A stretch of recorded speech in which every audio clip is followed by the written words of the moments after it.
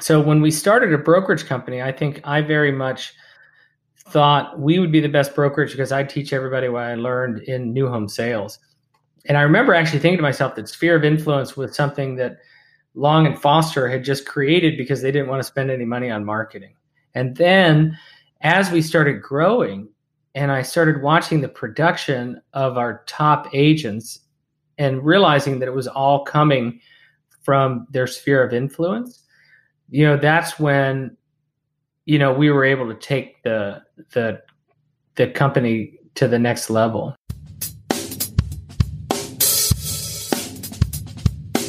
You're listening to the Real Estate Sessions. I'm your host, Bill Risser with Fidelity National Title, Tampa District.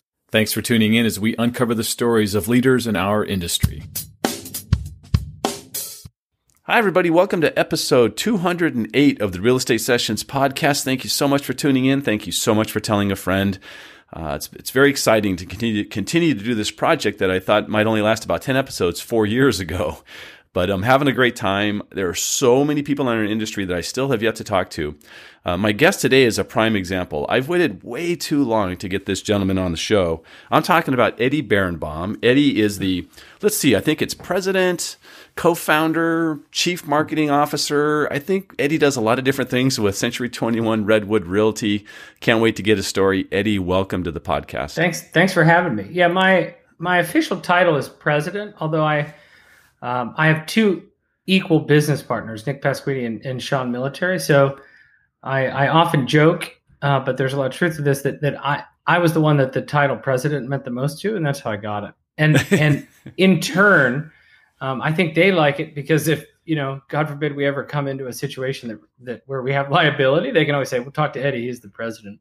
Right. Perfect. And I also say that it, in a sense, it gives me a little less power because by taking the title, I've kind of got this guilt that I walk around with where I feel like I need to take their opinions into even more account. So nice. Well, that sounds like a perfect partnership. Seriously. Yeah, it is. Yeah, Well, it's the I think it's the key to our growth since 2002 is we initially when we were agents, primarily just, doing agent duties as a team before the actual brokerage part of us took off. We've always shared everything in equal parts and that's just what works for us. So that's great. We're going to talk more about that in a little bit. I love to find out where my guests come from. And I don't think I've had a whole lot of people that I think are Western Pennsylvanians. So did you grow up in Pittsburgh? Or you? Yes, I grew up in Pittsburgh. So first of all, I know a few people from Pittsburgh. I used to work for the Padres, and Larry Lucchino, who was the co-owner of the Padres, was a Pittsburgh guy, just diehard, loved the city. Tell me, I think there are some misconceptions about Pittsburgh, and you probably know them as well as anyone.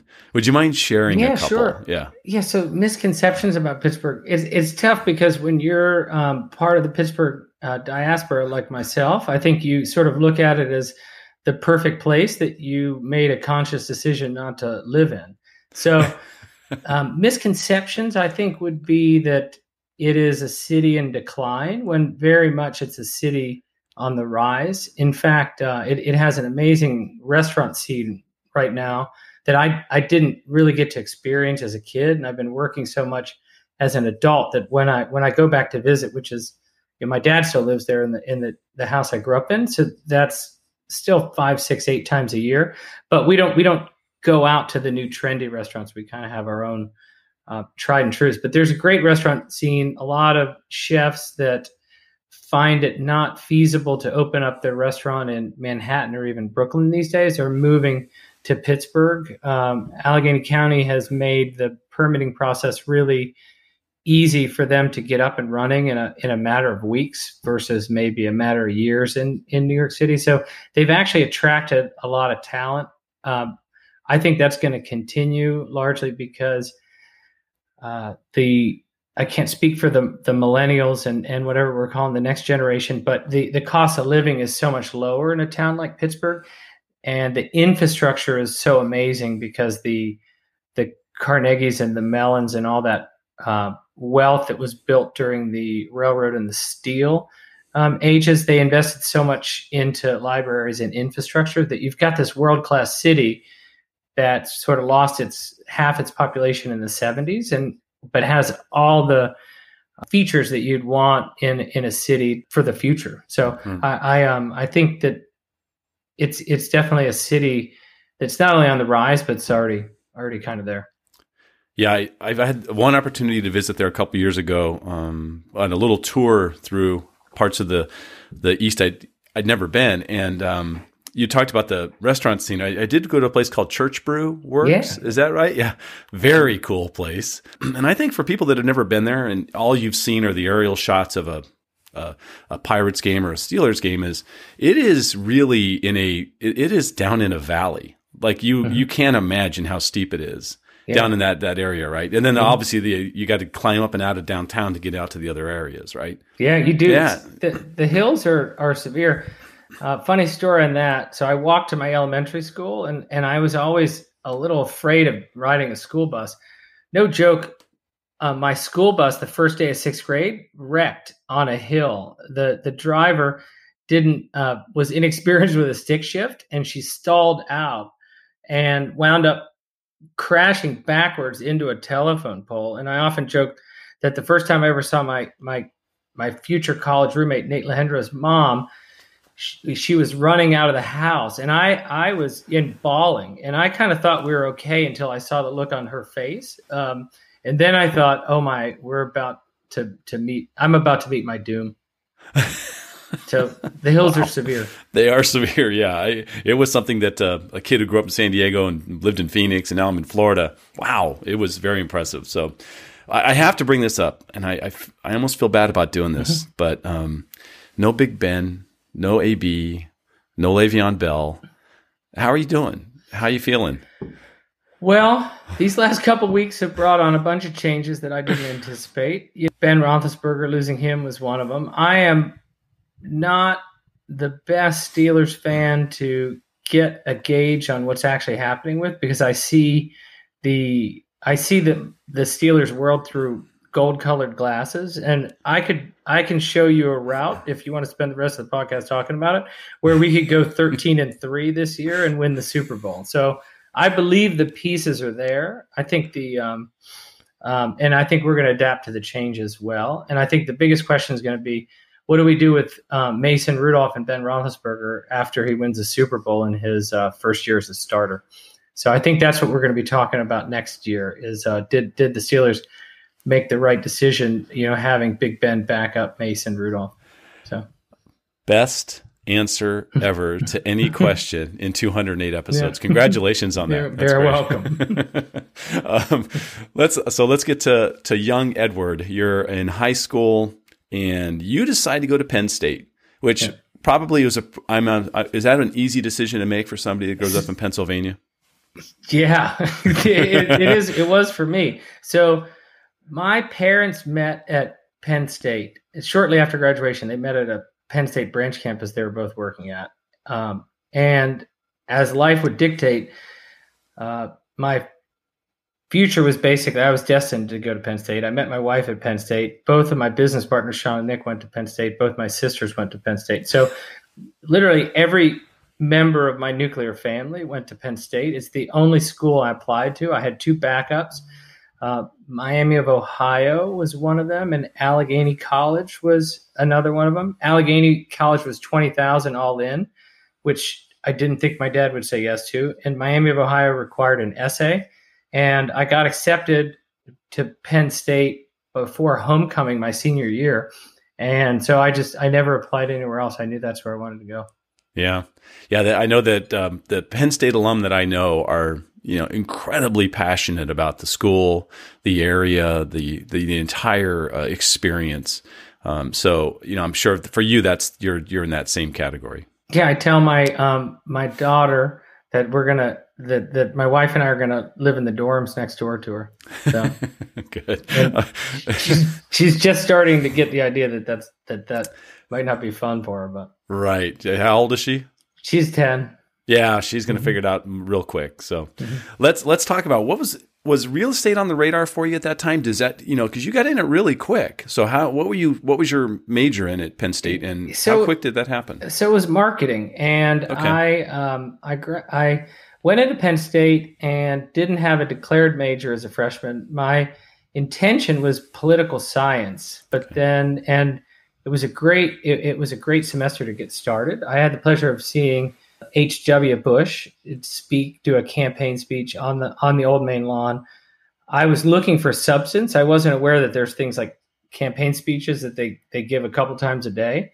So I was a little disappointed by that, but still psyched that that's the only living president I've ever seen, aside from a couple inaugurations where I was way far back, where I was that close to a sitting president. That was pretty cool.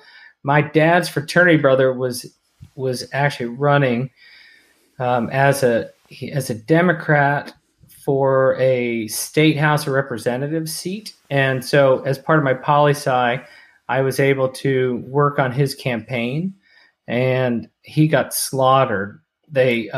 I don't know if this is good for the podcast, but it's pretty funny. I had no idea that politics was polarizing. I had literally registered as a Democrat simply because there wasn't a Republican primary, and the first election I was going to be able to vote in was the primary, and I thought, well, I want to be able to vote, and this would be really boring. So that was I didn't even understand a difference between the parties, and they sat me in front. They dropped me off in front of a Catholic church in Center County, Pennsylvania, and the idea, I'm assuming that this must have been a heavily Republican area because the disgust I got on a lot of people's faces when I tried to hand them the pamphlet for my lefty Democrat that I was campaigning for was quite shocking. And then they forgot to pick me up, and so I had to walk like a mile to a payphone. And then they said, "Hey, we forgot the kid from St. Agnes," and they picked me up. And then I went to the Democratic Party where we saw Bill Clinton win, and that was and the long story short, the process left me with the idea that politics is fascinating, but it's not for me, because I thought, here's something I could devote my entire life to and not be able to make even the slightest iota of change in, and that just didn't make me happy. So I never took another political science class after that. So I think that was a good life experience. There was something I look back at fondly, but after that one semester, I had no interest in ever being part of politics again. I wanted to be able to control my own destiny. Right. And in real estate, that's entirely possible. Yep. Obviously, you've proven that. How did real estate become, a part of your life? Yeah. So the best answer to that would be to take you to my end of my freshman semester. I come back to Pittsburgh, and I totally spaced on needing to get a job. And so I started answering ads for internships. And the first internship I answered, I'll jump to the end of it. I would have been selling things that were largely encyclopedias. They billed them as something else.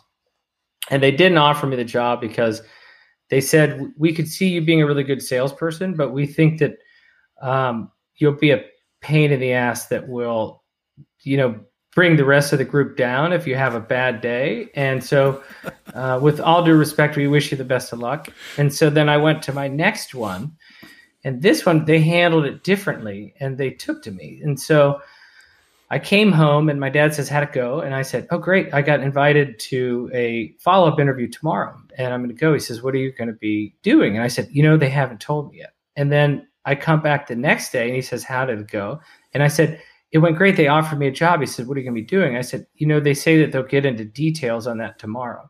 So now I'm day 3 we're in class for like 4 hours. And at the end of the morning session, right before we're going to break for lunch, the guy comes in with a rainbow vacuum cleaner.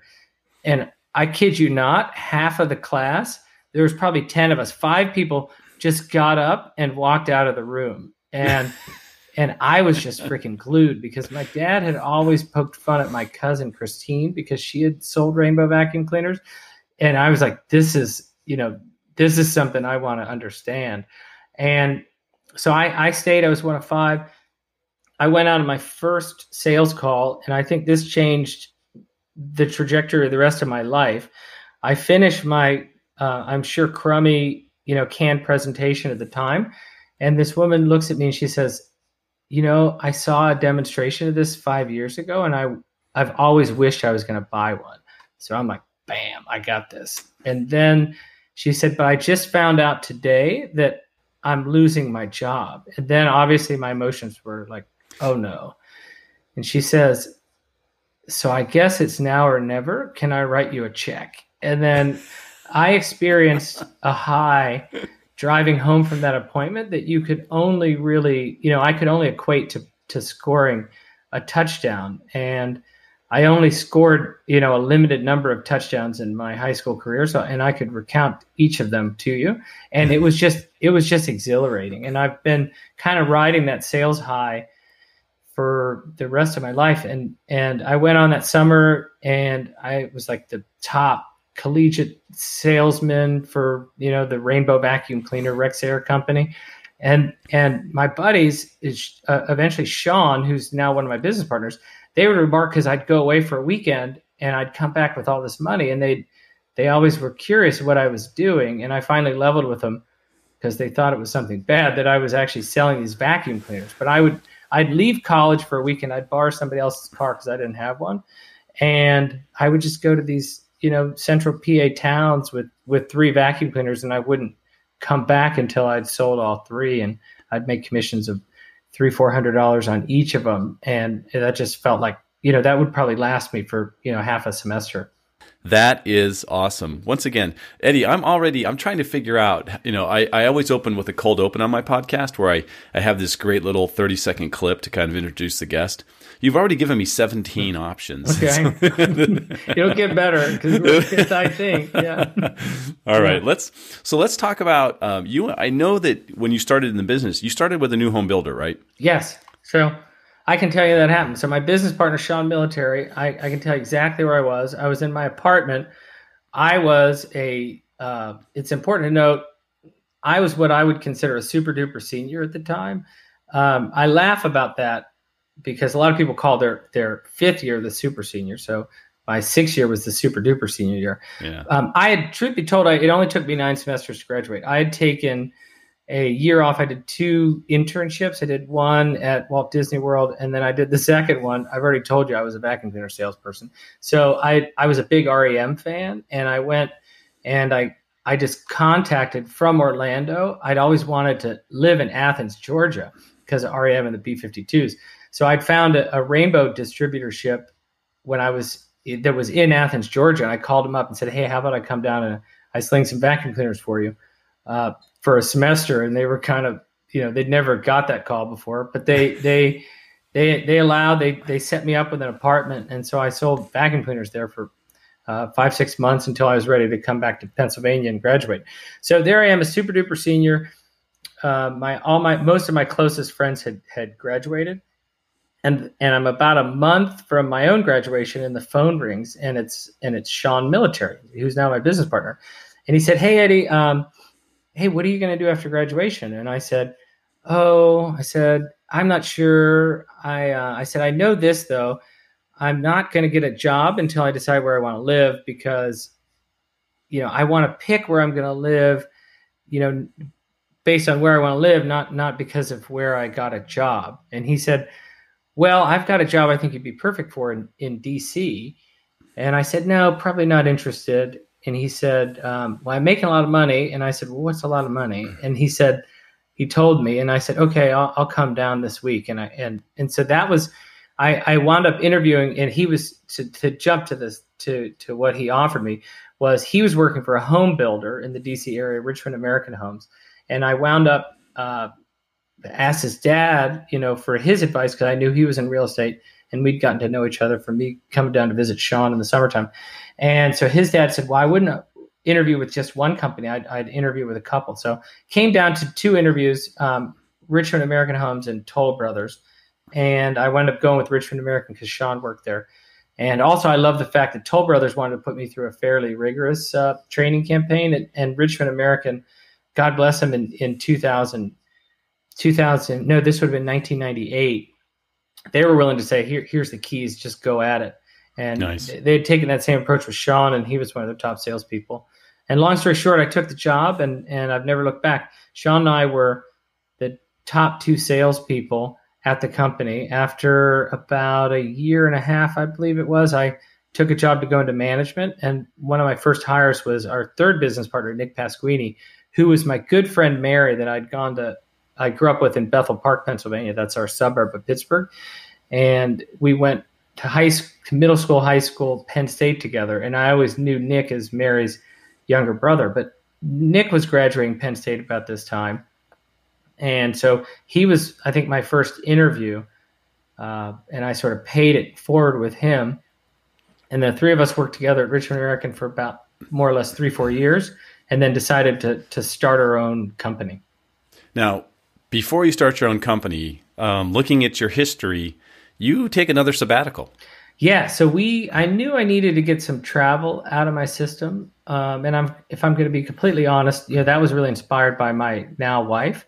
She had, fallen in love with a pretty easygoing, laid back guy at Penn State. And then, 2 years after graduation, she's in a serious relationship with a complete workaholic who derives the greatest pleasure in life from, hanging out with Nick and Sean and talking about how they can sell more new construction houses. And literally our days off were Wednesday and Thursday. So we had no weekends off at all. We were allowed to take 4 weekend days a year off. So you can imagine that's really boring for, a quote unquote normal person who's only a couple years, early 20s. So our schedule, it worked for me because Sean and I would just go walk around our competition's houses under construction and talk about ways we could sell why Richmond American was better. But long story short, one day my then girlfriend decides to just move to Spain. And we didn't exactly break up, but that's not a strong endorsement for a multi-year relationship. And so she left in, call it November, and I went to go visit her in Seville, Spain, for the New Year's. And I took a walk around town. I thought, I'm never going to be able to compete with this. So I've either got to find a way to back out of my job at Richmond American and come join her over here, or she's just never going to come back to me because I can't compete with this lifestyle. So I kind of put together a whole plan, and Nick and I were talking about starting a real estate company. Our working title for it was Rockstar Realty, although we were never going to actually call it Rockstar Realty, I should point out. Not that there's anything wrong with that name, but we wanted something that said Rockstar without saying Rockstar. We were going to start it in San Diego, but before that, we wanted to do an around the world trip. So we had decided that Jenny and I, Jenny being my wife, who was then living in Spain, and his girlfriend, who's now his wife, Sarah, the four of us were going to backpack around the world together. And so before we could put that into action, I had to get back together with my girlfriend. So what I did was... good call. Yeah, thank you. Yeah. So I had it all planned in my head. She just didn't know it. So what happened is I called one of my other college roommates, Chris, and I said, hey, man, you want to go backpack through Europe this summer? And he, after some convincing, agreed to. And then I just kind of nonchalantly emailed Jenny and said, oh, yeah, by the way, I'm going to be backpacking through Europe. Maybe we should meet up. And so we wind up connecting, and we traveled through Italy and Greece. And my plan, I just said that out loud, worked wonderfully. And we got back together. I won the girl back, and everything was going well with her. And I said, hey, we should backpack around the world, which she agreed to. And everything was going really well until September 11th happened. And crazy story. So my buddy Chris and I, Jenny and her friend, had gone back to Spain. So our month or so in Italy and Greece was over. And Chris and I were in Paris, and he was going to go take the Channel that day, September 11th, and then fly back to the States on September 12th. And we were in Montmartre, which is the highest point in Paris, at an Irish bar, and we decided we'd have one last beer before he jumped on the train. So a woman yells out her window. We're in a narrow alley at the time. Are there any Americans down there? And Chris and I stood up, and she said, get to a television. New York City and Washington, D.C. have just been attacked. And so it's like I get emotional just thinking about it. We go into this Irish bar, and we turned on the TV, and one of the towers had already fallen. And then, so they had these stupid payphones at the time that you couldn't put coins in them. You had to get a card. So first thing I wanted to do is call my girlfriend, now wife. And so I kind of running around the streets of Paris trying to buy a payphone card, communicating really poorly. But I finally get one, and I put it in, and I called her, and by the second tower had fallen by the time I talked to her. Needless to say, where this relates to the story is my business partner, Nick, was about to put his house on the market. And so he did, and because it was in the DC area and the real estate market was affected, he couldn't sell it. So this is relevant only because it kind of pushed our travels back a full year. And so what wound up happening was we adjusted our plans, where instead of traveling the world together for a year, we would kind of travel for the last month, where Jenny and I were wrapping up our travels in China, and Sarah and Nick were just starting theirs. And then the idea was I would start Redwood Realty in San Diego by myself, and then Nick would join me after about a year. But we were in China in the Tiger Leaping Gorge doing this like 3-day trek and looking at the most spectacular views. And at the time, so I'd moved to Northern Virginia, and I never really fell in love with Northern Virginia. I fell in love with real estate, but it really wasn't my favorite place to live at the time. But after traveling for about a year and a half, I realized that it's not that I was unhappy with Northern Virginia, but I was unhappy with sort of the way that life works, which is you don't get the summers off. That was kind of the biggest thing. And it's not as structured as you had in college. So it sounds funny to hang my hat going from September 11th to not having the summers off, but this is relevant only because I remember the end of my first year, I like way exceeded any type of sales or revenue goals I'd ever thought of.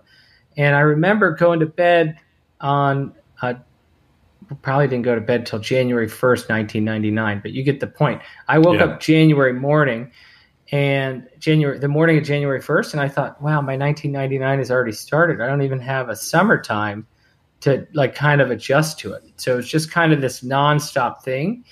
And so I realized that everything I thought I disliked about Northern Virginia, I really actually just kind of disliked about life.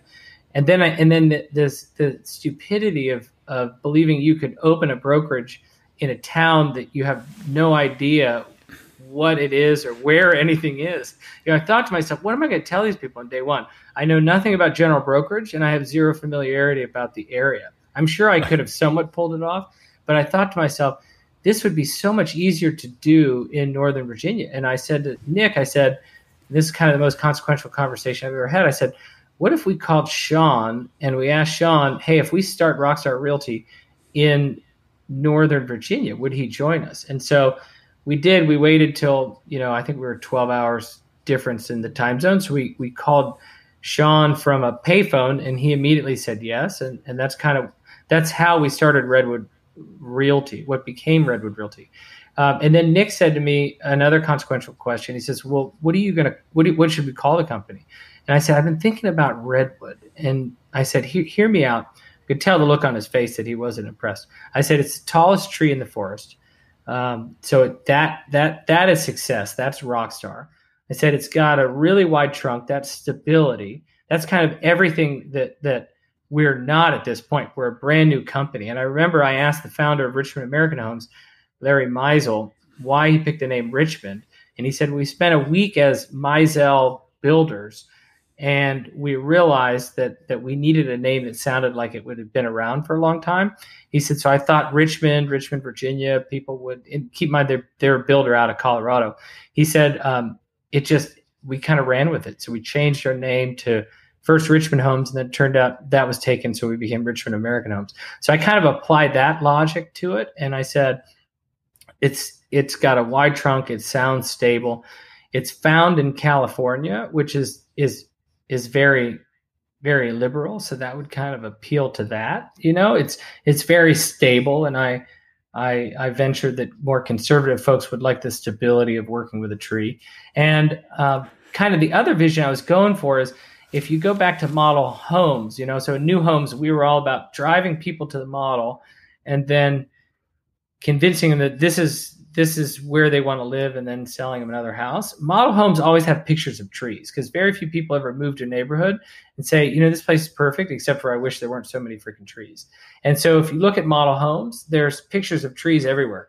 You look at the dining room table. You have a dining room table. They've got a plate, a charger, and then a big freaking acorn on the plate. That's how much people like trees. I remember thinking to myself, wow, who thinks they're going to eat an acorn? So I think with Richmond American, and I'm just really elaborating, and not Richmond American, with Redwood, it was just all about that turning on as many people as possible while turning off as few people as possible. And wow. So Nick said, I think we can do better. And I said, well, that's the working title. You have until, I land back in DC to come up with something better. He never did. And we've never looked back. How'd you choose Century 21?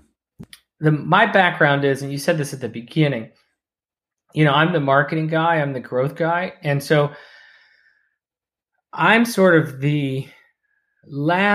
my personality is the last, I'd normally be the last person in the world interested in a franchise because I'm the guy that always thinks I can have an idea that's better. I can create branding that's better. But we started the company, it was just me in November 2002. Sean joined us that summer in June of 2003 when I had enough business for both of us. And then Nick joined us November of 2003 when he got done traveling. So it's been the three of us, Redwood Realty, we're growing. At the beginning of 2005, we'd recruited about 10 agents. So we were starting to experience a little bit of revenue from brokerage, but we were still, deriving the most of our real income from selling houses directly. Mm-hmm. And then something happened around the summer of 2005, where in my mind, the market peaked.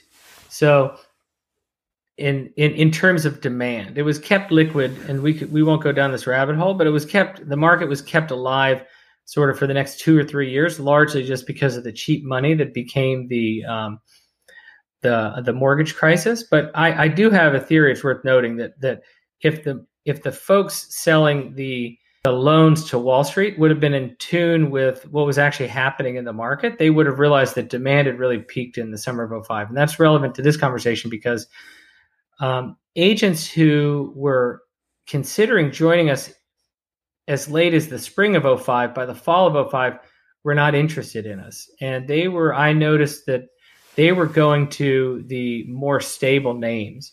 And so I was coming back from the State Theater in Falls Church, Virginia, and I lived right down the street at the time. And I got the idea somewhere on the half-mile walk to my house. I got the idea of franchises, and I put in 2, not applications, but 2 inquiries that night. One was Century 21, and the other was what had been Better Homes and Gardens, but was just bought by GMAC. What a terrible name for a real estate company. We can all agree.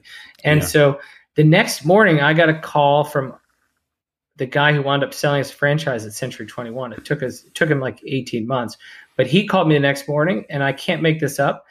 The night before we signed the final paperwork to join Century 21, I get a call from somebody saying, yeah, this is so-and-so with GMAC. I see that you put in an inquiry. And I thought, oh, are you testing me? Is this somebody else?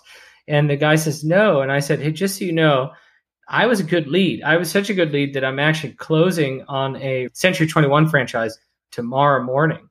But I put in this lead form, 18 months ago. And you're just getting back to me now, the night before I actually go ahead and I buy a franchise. But so the question is, though, why Century 21? First of all, I love Century 21. We've never looked back. We were 10 agents with sales of probably about 100. I want to put this in the right terms. We'll do about $46 million in commission revenue this year, and we were about a little over. We were somewhere between 2 and 3 million. I don't want to misstate that and overstate the growth, but it is safe to say we were 10 agents doing, say, a top of 3 million gross commissions. probably lower. And now we're 450 producing 600 MLS IDs, doing in excess of 45 million. So it's had a tremendous impact on our growth. How it all happened was they started courting us. We strongly considered it. We met with their then CEO, Van Davis. We're extremely impressed. But we were expecting Van to, like, at the end of it, we were expecting Van to, offer us a big check to join Century 21. And that part didn't happen. And so when it became obvious to us that this was a situation where we are going to actually be writing them a check as opposed to vice versa, we kind of stopped looking, and there wasn't really a rallying call for us to come together. And then January of 2006, we get a call from our franchise sales guy that says, "Hey, I'd like you to join us at the global conference in Las Vegas this February." And first we said, no, we're not. We thought through it, and we're not buying a franchise. But he just wouldn't let up. So our conversation was literally, "Hey, if this guy wants to send us to Vegas, we'll go to Vegas." So he takes us to Vegas, and we went into the MGM Grand Arena, and we saw at that time, this was pre-recession, like 10,000 Century 21 agents and affiliates from around the world, and they had this big parade. And I think that's when Nick and I thought to ourselves, wow, this is something we need to do. And it was more than just the branding. It was what it was wanting to be, we realized that we weren't part of a larger group, and that if we had a group of peers from around the world operating under the same flag that we could share best practices with and measure ourselves against, that would be tremendous for our business. And we wound up really liking the people as well. And then we came home and we went back to the office, whatever that first day back was. And I remember Sean opened the door and he looked at us and he said, no, because Sean hadn't gone. It was just Nick and I. And he says, no. He says, "I don't care what they told you. I don't care what they did to you in Las Vegas." He says, "I am not buying a Century 21 franchise. If you want this to be Century 21 Eddie and Nick, you go right ahead, but it's not going to be Century 21 Redwood Realty. I'm not in." And funny enough, over the next 5 months, Sean became the biggest advocate for Century 21. And if you had to, I'd say through thick and thin, he's always maintained the biggest advocate for Century 21. Not that we don't all love our brand, but yeah, because he wasn't there, it was hard for us to communicate, because he says, "Why do you want to buy a franchise?" He said, "Well, you should have seen the 10,000 people in the MGM Grand Ballroom. You can't really, you can't share those type of emotions." And so as we dug deeper, it became obvious that it was a good choice. If you want me to run through the others, Long and Foster was the biggest in our area at the time. They weren't franchising. Weichert wasn't franchising. I wasn't interested in Remax for reasons that I'll leave off of the podcast. And that's kind of, you go through the whole list. And at the end of the day, it's funny because we have one of our managers is from my own hometown in Bethel Park. And when she came to me and said she wanted to go into management, she said, if we don't do this, she says, "I'm going to open my own franchise, and it's either going to be Century 21 or Better Homes and Gardens." And I was like, wow, because those are the same franchises that I applied to. And I said, just out of curiosity, psychologically, why did you come down to those two brands? And she says, "Well, that's easy. Those were the biggest brands when we were a kid. And as I would walk around our neighborhood, all the signs were either Century 21 or Better Homes and Gardens. And so those are the ones that kind of resonated with me." And so, wow. And I knew that she would love Sherry Chris. And so I didn't want her to, meet with Sherry. And so I made a really good decision, and we fast-tracked her for a management job, because if she would have sat down with Sherry, she probably would have bought a Better Homes and Gardens franchise. And I didn't want to compete against Danielle. So sorry, Sherry. Sorry, I beat you to it. Yeah, I had the relationship. Yeah. Yep. Was there, for the three of you to go off into Realogy land, big company land, was there a mentor that kind of helped you show the way, or kind of helped you out with questions about that world? So I love that question. I got asked that by first podcast I was ever on was with Zvi Band, my good friend, founder of Mm-hmm. Contactually, had me on it. And this, whenever that date was, it was right before we had started coaching. And I told him at the time that my mentors were Sean and Nick, and that I thought what made us super strong was that we were self-mentored, that we learned from each other. And as I said those words, I realized that they were in fact a big differentiator between what had made us special. But I also realized as I was saying them that, wow, this sounds like a very limiting factor. And maybe part of that could be I could just feel the disappointment coming from Zvi, over the whatever we were recording the podcast on. And so what got us to where we were a couple years ago wasn't going to get us to the next level. And so to get to your answer in terms of mentors, I have a lot of people that I look up to. I would say our mentor right now is Tom Ferry, who's also our coach. And we fell into coaching because our mutual friend, Billy Akofo, I had hired him to be our first ever recruiter. And Billy is so personable, and he's a lot of things, but a hard closer is not one of them. Okay. So I thought to myself, I need to introduce Billy to somebody who's really a hard closer. And I asked people, I said, who is the toughest close them now person in real estate? Everybody said, that's easy, Mike Ferry. So I went to Mike Ferry's website and I looked at his next event, and Billy and I were on a flight to Las Vegas, and we spent 3 days with Mike Ferry. I wound up getting introduced to Mike Ferry, and he offered to coach us. And so he became our first coach and our first mentor. And we accomplished a lot under Mike's tutelage. First and foremost, Mike brought to the surface that the three of us weren't aligned in what our goals. Like, we didn't have a solid vision for what Redwood looked like in the future. We had all had our individual ideas, but like three dudes, we weren't really sharing those ideas, and we were probably subconsciously afraid that they might clash. And so Mike brought all that stuff out into the open, and I knew that Mike had accomplished what he needed to do after our fourth session, because we hung up with Mike. And sorry, Mike, if you're listening to this podcast, but we said to ourselves, so what are we paying Mike for? It seems like, we're completely in agreement. And then we realized, wow, he's already had such an amazing effect on us, because we're now so unified that we're actually, again, close your ears, Mike, we're beating up on our coach afterwards. And so we coached with Mike for, I'd say, another 18 months. And then it had kind of run its course, because we weren't a Mike Ferry company.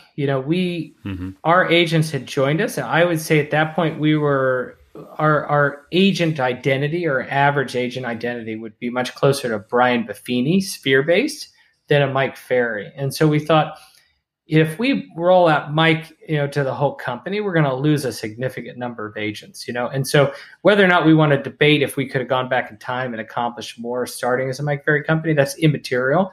At the time, we had 200-300 agents. And so we had to proceed. And so we went coachless for about 6 months. And then I was introduced through a mutual friend to Tom Ferry. And as soon as we had that first conversation, I thought, I've got to convince Tom to coach us, just like I convinced his dad to coach us. And so we'd had about a 6-month break. And interestingly enough, our first call with Tom, we hung up and we said, so you're going to coach us? We were expecting, kind of him, that this was a sales process. And he said, I think I'd just be taking your money. He said, you guys are not aligned. I asked you some really basic questions, like, what's your North Star? Where's your company in 3 years? And you guys don't have any type of shared vision. So at this point, you guys could pay me money every single month, but if you don't have a vision for where you're going, I can't have an impact. And I said, okay, well, so how do we do that? And he didn't have any advice. And I said, how about this? We're going to put everything together in a Google Doc and I'll share it with you. Does that work? And he kind of hesitantly said, yeah, okay, we'll try that. And so we kind of canceled everything. We spent the next 2 days came really back together, created a brilliant plan that we call the Redwood Vision that we're still using.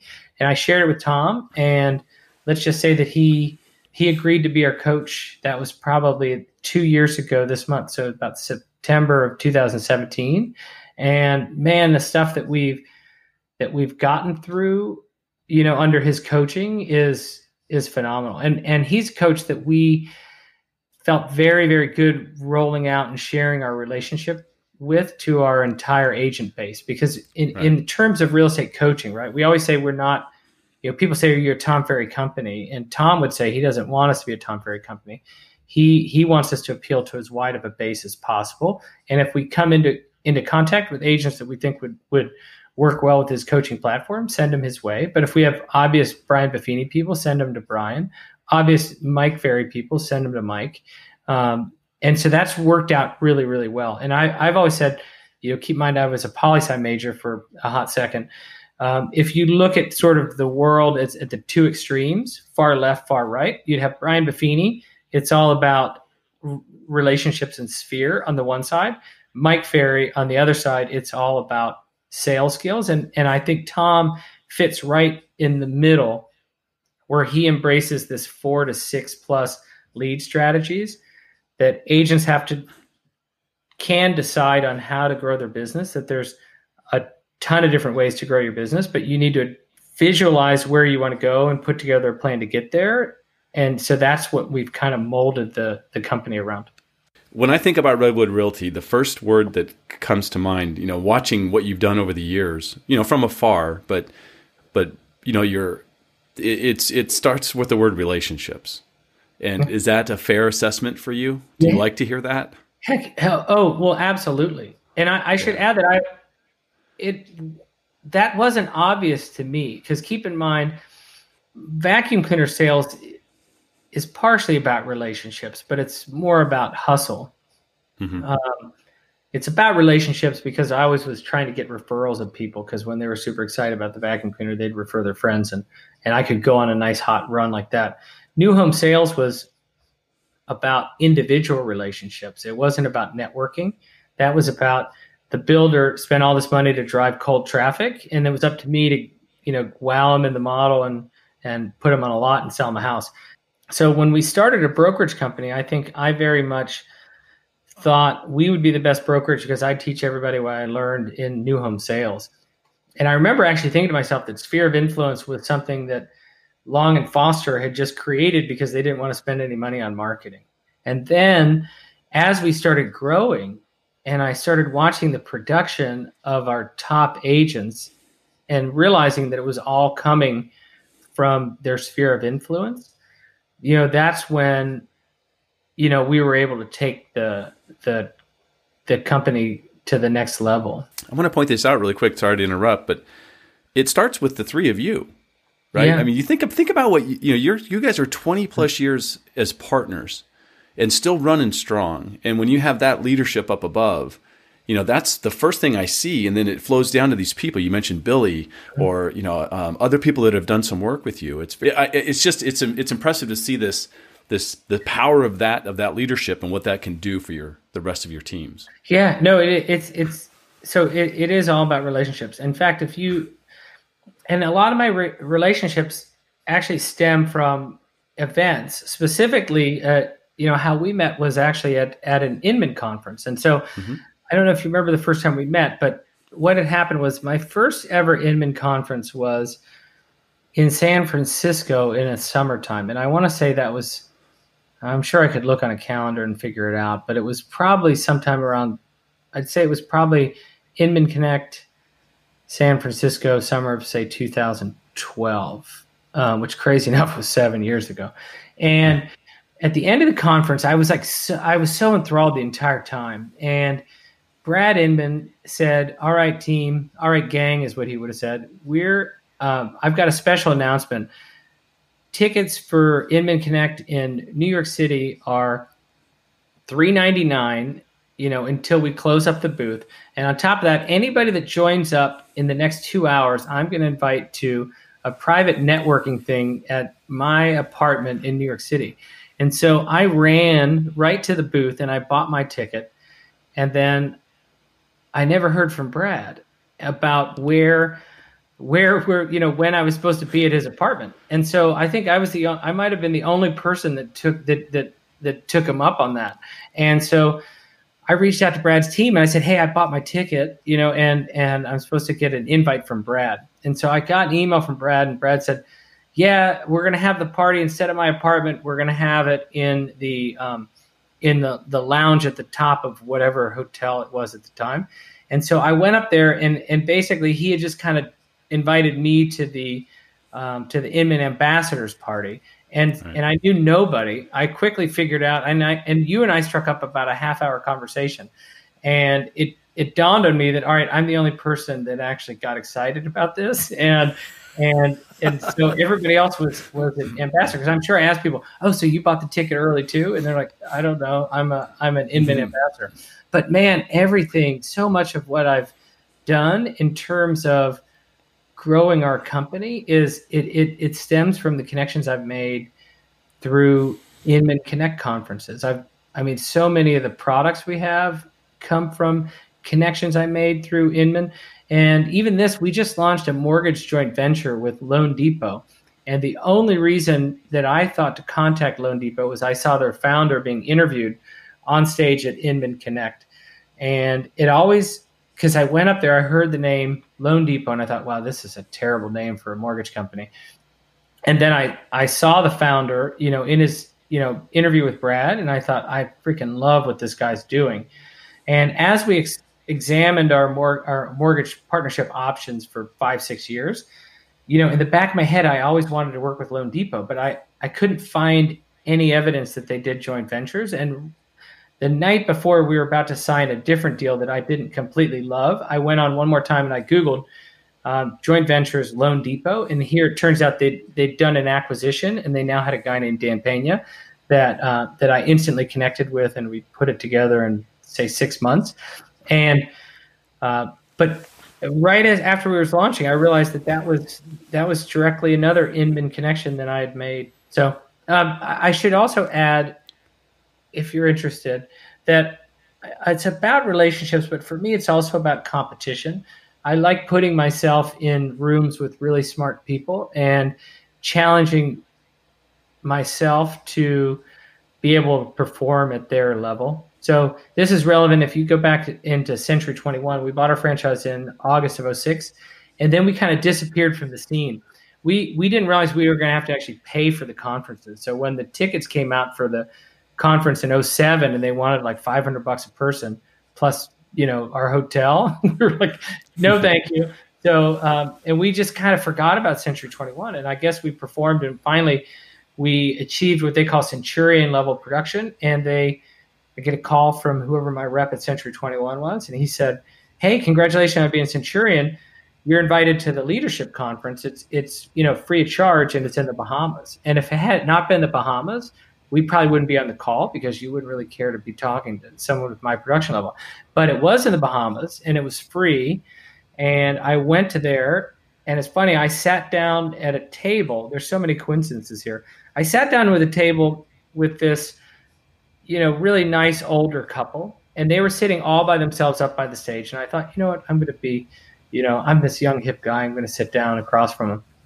And it was just the three of us. And then the CEO of Century 21 at the time says, we have a very special guest in the audience. Alex Perillo and his wife are here. And then so Alex stands up, and I'm at a table with Alex and Jerry Perillo, and it's just the three of us. And holy cow, is that awesome. I thought I was like, hanging out with the nice older couple. And here it turns out I'm hanging out with the CEO of Realogy.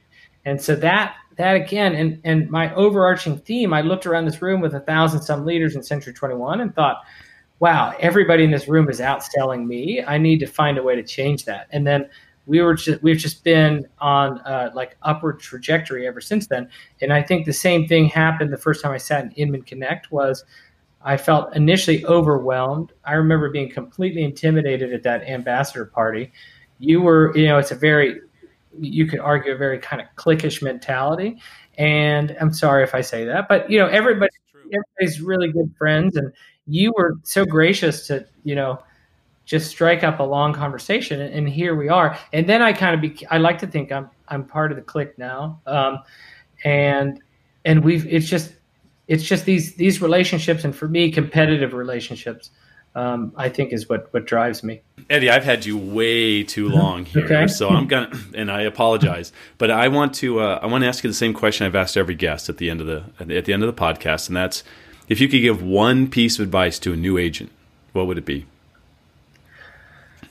You want to find a way to take the vision you have for what your real estate career is going to look like, and find a mentor that you feel comfortable enough sharing that vision with, and be willing to listen to that mentor to avoid pitfalls that he or she sees. Because as much as I'm insanely excited about where our company is wound up, when I think back upon, what is the Redwood story, we could have been much more efficient in the way that we built the company. And that would have started with having a mentor that we would have shared what our vision looked like, and followed their advice. So don't be afraid. Most people don't need this advice, but don't be afraid to learn from other people. So have the will to stick to your guts and execute your own plan, but have the common sense to listen to people that have done it already, and take into account, what has worked for them and what hasn't worked for them. Doesn't mean that you have to do things exactly like them, because that's not going to make you unique. That's not going to get you where you need to go. But holy cow, there are some really basic pitfalls that you can avoid just by sharing your ideas with somebody that you trust. Eddie, if somebody wants to reach out to you, they have some questions, or they just want to talk to you, what's the best way for them to do that? I think call me on my cell phone, 202-815-0925. There's people that care about me that are going to bristle that I just said that. But yeah, I mean, I'm a texter. So you can email me at ejb@c21redwood.com. But I'm always happy to share with people. So. Eddie, thank you so much. This has been amazing. I think there's probably going to be a part 2 with you. Okay, I'd love it. Because you and I will chat again sometime in the future. And I thank you so much for your passion for the business. It's really cool to see what you guys have done. You introduced me to your partners, and it was, Sean and Nick are amazing guys. And so I just I love what you guys are doing. Keep up the great work. Thank you, Bill. Take care.